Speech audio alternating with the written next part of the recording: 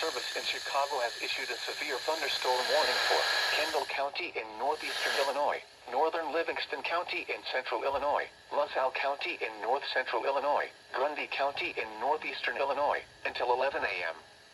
At 9:48 a.m., severe thunderstorms were located along a line extending from near Mendota to near Henry, moving east at 55 miles per hour. Hazard, 70 miles per hour wind gusts. Source, radar indicated.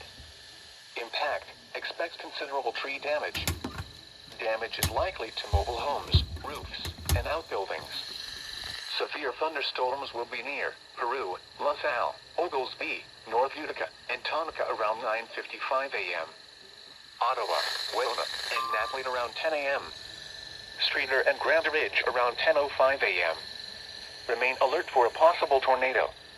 Tornadoes can develop quickly from severe thunderstorms. If you spot a tornado, go at once into the basement or small central room in a sturdy structure. For your protection, move to an interior room on the lowest floor of a building.